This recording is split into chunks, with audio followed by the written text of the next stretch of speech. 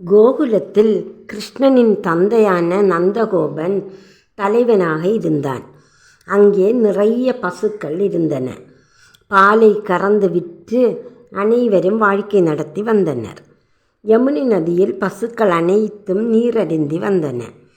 யமுனை நதி மிகவும் சுத்தமாக ஓடியதால் கோகுலவாசிகள் அனைவரும் அந்த நீரை பருகி வந்தனர். ஒரு நாள் அங்கே நதியில் காளியன் என்ற பாம்பு வந்தது. அது மிகவும் விஷத்தன்மை கொண்டது. அதனுடைய மூச்சுக்காற்று படும் உயிரினங்கள் உடனே மரணமடைந்து விடும். அப்படி யமுனா நதியில் உள்ள மீன்களும் அனைத்து உயிரினங்களும் மரணமடைந்து வந்தன. ஒரு நாள் கிருஷ்ணனும் அவன் நண்பர்களும் யமுனை நதிக்கரையில் விளையாடி கொண்டிருந்தனர். அப்போது அனைவருக்கும் தண்ணீர் தாகம் எடுத்தது. கிருஷ்ணா, நமக்கு தண்ணீர் குடிக்க நதியில் போகலாமா என்று அனைத்து குழந்தைகளும் கேட்டனர். சரி, நமக்கு போகலாம் என கிருஷ்ணன் அவர்களை ஆற்றங்கரையில் அழைத்து வந்தான். அவன் ஆற்று நீரை உற்று பார்த்தபோது தண்ணீர் கருப்பாக இருப்பதை கண்டான். மீன்கள் இறந்து கிடப்பதையும் கண்டான்.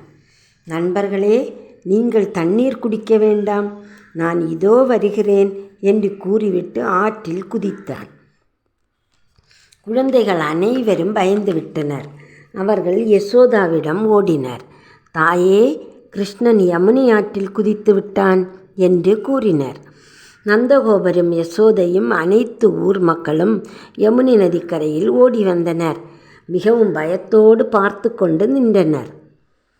அப்போது தண்ணீருக்கு உள்ளே சென்ற கிருஷ்ணன் அங்கே காளியன் என்ற சர்ப்பத்தை கண்டான். அதன் வாலை கையால் பிடித்து கொண்டு பாம்பின் தலைமேல் ஏறி நின்றான். தலைமேல் நின்று கிருஷ்ணன் நடனமாடத் தொடங்கினான். காளியன் என்ற பாம்பு வலியால் துடித்தது. அதனால் கிருஷ்ணனை ஒன்றும் செய்ய முடியவில்லை. அப்போது காளியனின் மனைவிமார்கள் அங்கே வந்தார்கள்.